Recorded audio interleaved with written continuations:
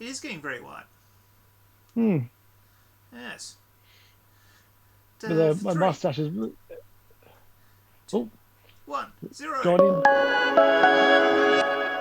Here we are. Moon Knight review once again. Really should really should I change I that. did Hey. I did actually rewatch the first two episodes of Moon Knight, Oh, and good. they hold up. Yeah. So yeah, Of it's really course. good. Yeah. Did you hear the director of Moon Knight was in Egypt, and they apparently someone was filming them, and they panned to his left, and then um, they saw that what's his face was there. God, I can't believe I just blanked. I just totally blanked. Oscar Who's Isaacs. Oscar Isaac was there? Yes. Yes, yes. So I think they might be making a Moon Knight season two. Yes, there are rumours. But I'll tell you some other directors who recently headed to Morocco. Oh yes. Yes, have you heard about them? Um, no, And you told. I probably have. I've forgotten. Batgirl. Oh, of course. Yeah, yeah. That's very true. They were, but they weren't there for like filming anything, were they? They were there No, for a no, wedding or something. yes, he was there for his belated wedding reception Mm. because he was so busy filming Batgirl. I wonder how that Oh went. man. Oh my God. I feel so bad for everyone involved in Batgirl. Um, I really do. But I think the person I feel most sorry for, Michael Keaton. You know, Michael Keaton. He's got. Like he was He'll do primed to fine. have He will do perfectly fine. he was primed to have the comeback of his life. Yeah, he was going to be donning the Batsuit again in not one, but two DC extended universe films. Well, And then all of a three. sudden there's three. What was the Yeah, third one? that was the new Batman scene that Ben Affleck had to reshoot with him rather than Yeah, in Aquaman. yeah. What? So Michael Keaton was going to be in Aquaman as well as being in Batgirl and being in the Flash movie. Yes. Wow, wow. So what are we saying here? Are we saying that we're not going to see Michael Keaton in the DC universe now? I don't even know if I'm going to see the Flash. To be honest. Oh man, this is just because I was thinking with this whole because obviously people have seen the news that Batgirl has now like a $90 million film. So uh, DC Warner Brothers they took out $90 million. I'm assuming that's the about the size of $90 million. Um, Yeah. they went, we're going to take this, we're going to make a film about Batgirl. They made the film about Batgirl. Obviously not completely finished. Still like Well, put it into apparently it was post it. production. Well, apparently it was. It was a test screening, so it was pretty much done.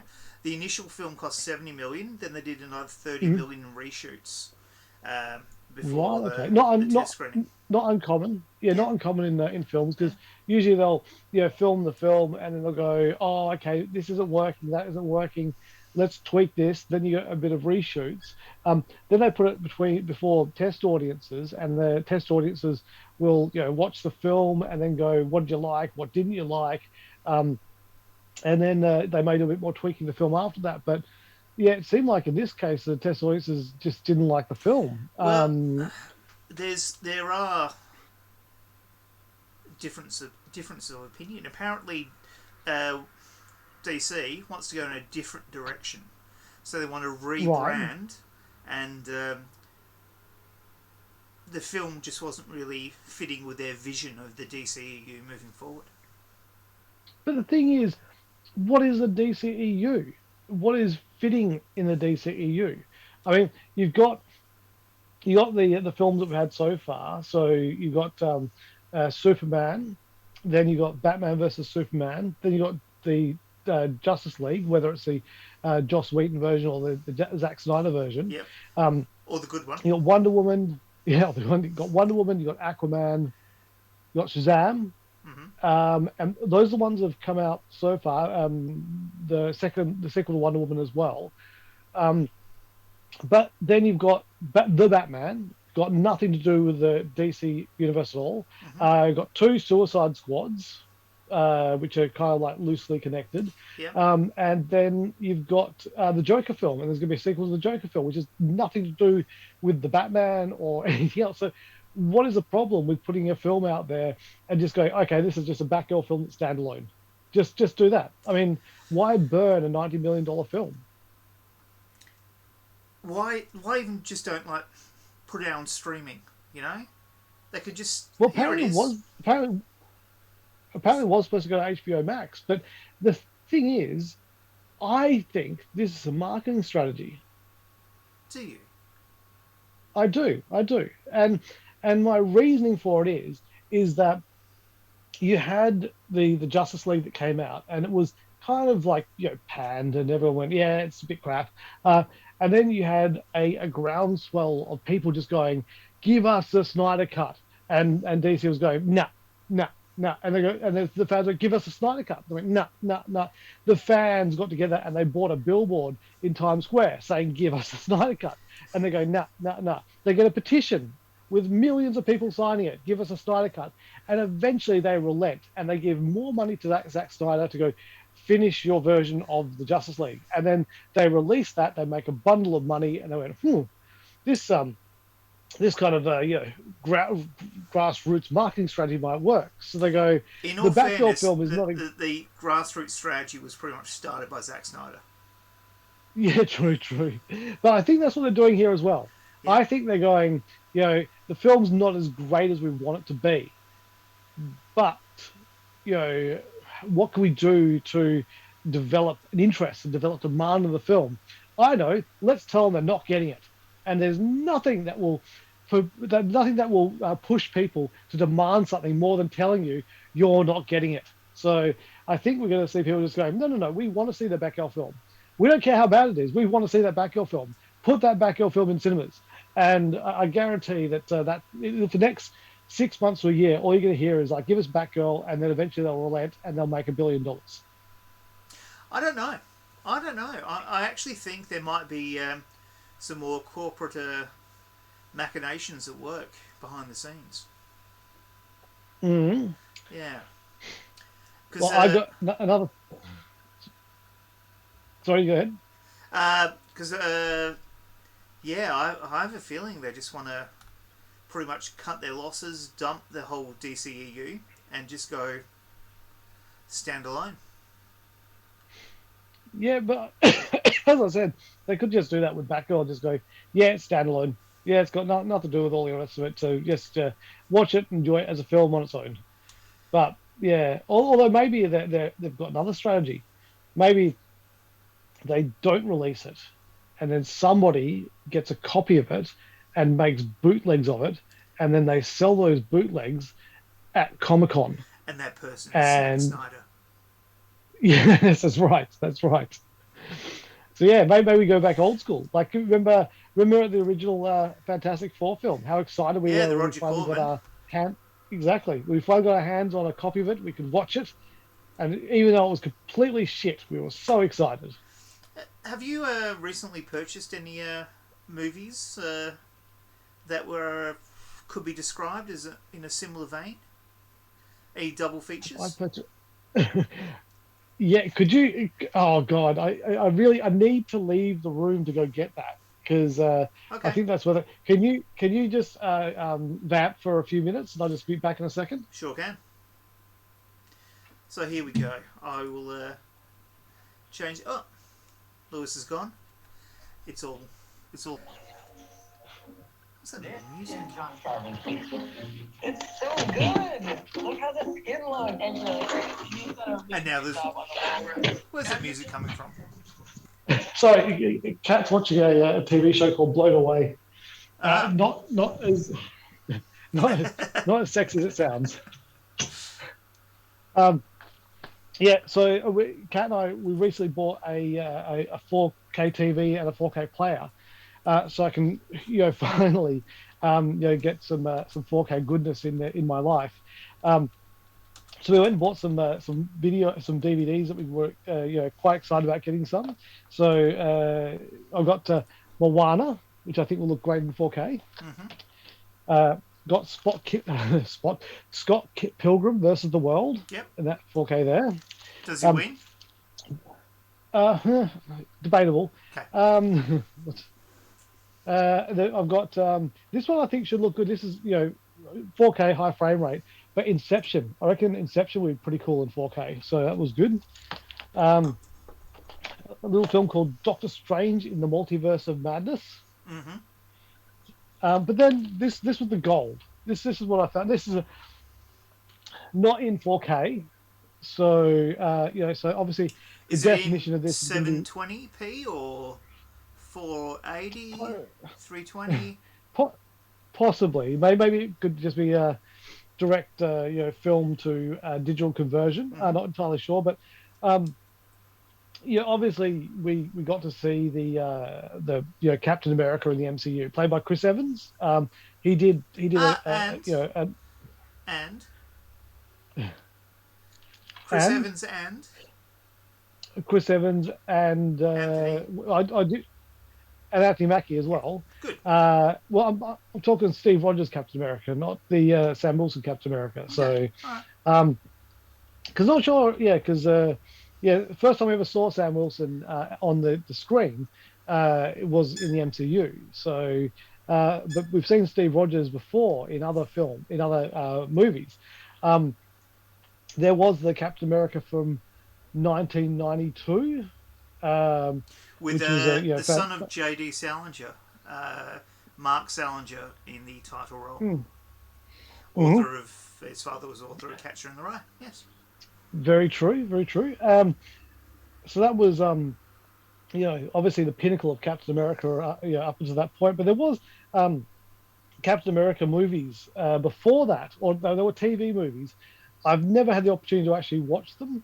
But I've always gone, I'd get them just to have a look. So I actually found the Captain America from 1979 TV movie and the sequel, Captain America 2: Death Too Soon. So look at that there. That is just that cinema gold is what's happening there. And you'll in this iteration of Captain America, his helmet, which you can see there, is a bike helmet. It's like a motorcycle helmet. So not the carefully crafted helmet that we see these days. I think the actual outfit that you'll see there, that's actually drawn. The outfit there's drawn on him. So I'm not sure if he's going to look that good in the actual movie itself, but I'm looking forward to checking this out at some point in time. So pretty impressive though that they had the 2 movies out of Captain America in 1 year. I don't think the MCU has done that. So, that's one thing they've got over the MCU. They didn't have any of the old Spider-Man films, did they? No, they did not. No, I do remember those, though. I remember seeing them at the drive-in.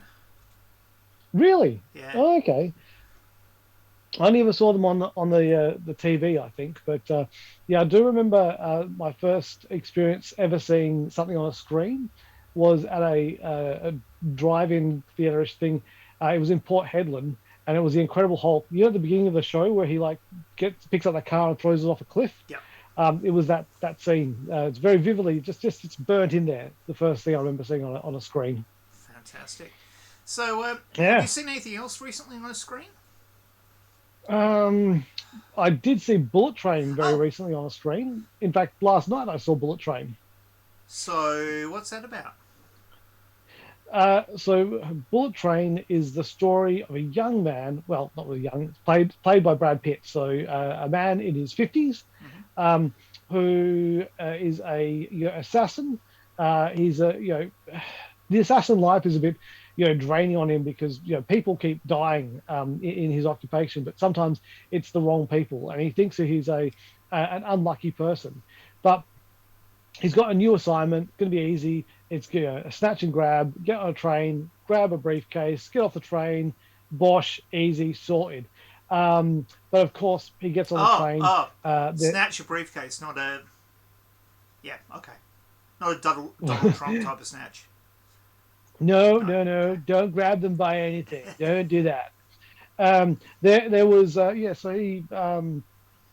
gets on the train. There's a few more assassins on the train than there should be, and the whole thing is just action packed from woe to go. I think Do, that's where they'll go. They started at woe. They're going to go. yeah. Do we have And it's just a definite, scientifically proven, objective number of how many assassins on train are too much? well, it's there's assassins on a train, but we're not talking John Wick levels of assassins here. Yeah. So there is a not an infinite amount of assassins. There is only a definitive amount of assassins, um, but it's a fantastic story. Like it's 2 hours and 6 minutes. It's just action packed, and it's set in Japan, so it's a really cool backdrop for it. The bullet train just gives everything so much more motion because it's like constantly moving. Um, the film, it felt like it was the love child of Guy Ritchie and Quentin Tarantino and Shane Black. It's just like if you got all the best bits of those guys' films and like just wedge them together, you end up with Bullet Train. Um, it's got so many like good, just great actors in it. There's some cameo stuff happening in there. It's just like it's just brilliant. I was so I knew nothing about the film. I went in there fresh, and I was just like, oh, this is brilliant. And there was so many like moments just going, oh yeah, that's freaking awesome. And yeah, so Bullet Train is a film everyone's gonna go and see. Don't let people tell you about it beforehand. Don't look at IMDb. Don't see who's in this film. Just go and enjoy the ride. It is just so much fun. And I believe it's a bit more of an action comedy rather than dark. All action should be comedy. All action should be comedy. I think like that's the thing is like when you think about your favorite action films, they're always going to have that comedic element to them. And this film, like Brad Pitt has got great comic timing, and he knows how to play the audience. So it's great. And Aaron Taylor Johnson's in this as well. You know him from Kick-Ass. He also played Quicksilver in the Avengers film. Um, he's playing Craven in an upcoming Craven film as well. But he's a great actor, and he does a fantastic job in Bullet Train as one of the other assassins called Tangerine. So yeah, just everything about this film is great. So kind of for me to watch, and you're going to want to get it and rewatch it and rewatch it. It's just a very nice piece of work. The guy who directed actually was the guy who directed Deadpool 2. Ah, there we go.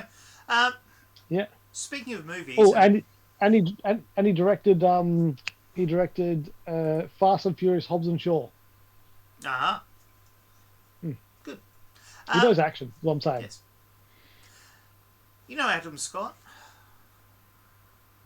Adam Scott. Yes. Have you seen any of the pictures of him in Madam Web? No. I haven't seen any pictures from Madam Web. Oh, they're fairly bad ones. Just right. set photos. But we're trying to work out who he's playing. One current theory is he is playing an older Peter Parker. Oh, really? Adam Scott is Peter Parker? I could see that. I don't know. Like the thing is, like I look at DC. I look how badly that they're doing with, the majority of their films, with the exception of things like the Batman and Joker, the majority of their films are pretty bad. And, to the point where they've made a $90 million film, they're not going to release it.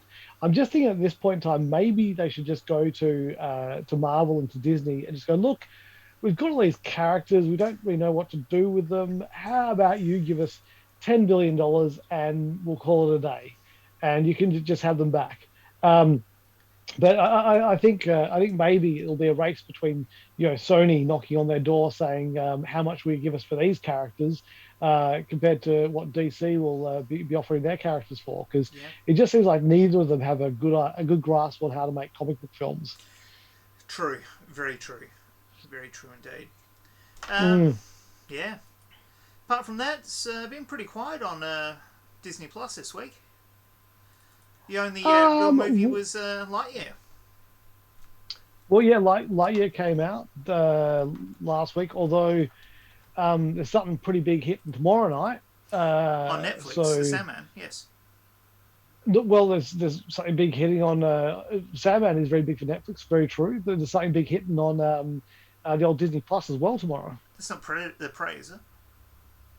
Prey is hitting on Disney Plus tomorrow, apparently. Ooh, okay. Ah, so Lightyear. So my 6-year-old Yes. was so excited to watch it. We've been doing a daily countdown. Right. So when it finally came out Wednesday after school, she sat down to watch it. 20 minutes later, she was over it.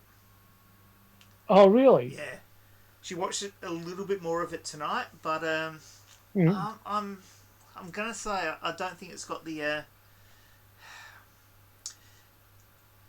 that Do you it think she's? factor at this stage. Do you think she's too young? Do you think the story was too old for her? How did Astrid? Did Astrid watch it as well, No, or did she no, not watch it? no, she didn't watch it. Oh dear. Yeah, so we'll have to see. We'll give it another go this weekend, but Was Socks in it by the time she gave up? Because Socks is she was Socks was in it today when we watched it earlier. Yes. oh, okay. Because I think that's things like you got to have the first part of the film is the sad part of the film. Once you get past the sad part of the film and gets into the adventure, and that's where things really start to pick up. Uh huh. So maybe it's the adventure she's craving, and that's what she hasn't got yet. But there is definitely adventure coming up. So hopefully she sticks with it. One thing I'm pretty sure she won't be watching is The Sandman. Do you think it's her kind of thing to watch the Sandman? No, no, I think that would be a very bad thing if I let her watch The Sandman. Oh, it's at least you're doing some parental guidance, Yes. and it's recommended. So well done. Are you looking forward to The Sandman? I am. I am looking forward to Sandman to um, see the film leap off the pages and onto the screen. It's going to be Yes. great. Um, I mean, just the idea that Neil Gaiman is a showrunner. I mean, you look at Good Omens, like that would have been a clusterfuck if they got somebody else to showrun that. But yeah. because they got somebody who was involved in creating it, has a vested interest in it not being shit. They managed to get a really decent show out of it. So same thing with Sandman. There's no one else in the world that's going to do justice to Sandman other than Neil Gaiman. And any creative choices he makes, like changing the gender of a character or the ethnicity of a character, if people got a problem with it, it's like fuck you. This guy created Sandman. He can do what he wants. Yeah. So. Admittedly, that same argument could be put forward for George Lucas in the prequels. So take it with a grain of salt. Very well. What I will say is Goldie looks so cool in the recent trailer. Okay, I don't know Sandman that well. Abel's So I don't know all dragon. the character names. Abel's dragon. Oh, okay, Yeah. the dragon. Oh, Yes, okay. Goldie. Yep. So I'm really looking forward to that. Yeah. I like Gwendolyn Christie as Lucifer. I think that's Yeah. pretty sweet. Absolutely. Yeah, it's from what I've seen so far, it looks good. But yeah, no, I am looking forward to seeing full episodes, and yeah, just it's great. It's going on to Netflix. It's just couldn't be happier. Absolutely. Well, I'm having a few camera issues. I don't know if you can tell. I cannot tell because I No. cannot see anything. I'm just going to Yep. assume that everything is going well. No, But I'm I'm completely out of focus. So what I might do is I might remind everyone to like and subscribe and check out Spooky Quokka. And we might officially say goodbye, and then I'll just have a chat to you offline. cool. Sounds like Cool. a plan. All right. So thank you for watching. Please remember to like and subscribe. Share the video, turn on notifications, and all that other stuff that I'm supposed to say. Anything else, Lewis? Also, if you wanted to find out some more things about my feelings about Batgirl and stuff like that, when we get around to putting it up, it will be a new unscripted the film show with myself and Rachel talking about the Batgirl situation. That you can find that on your podcasting apps of choice at Unscripted the Film Show. Also, if you want to hear us talk about some Disney stuff, you can listen to Diz Down Under with myself and my wife Kat talking about Disney stuff and things. So yeah, lots of things to check out if you've got the time. Make sure you talk about Descendants 4 because that is so off the hook. Links will be in the notes down below. Till next time, thank you all for joining us. Quokka, Spooky Quokka, out. Bye.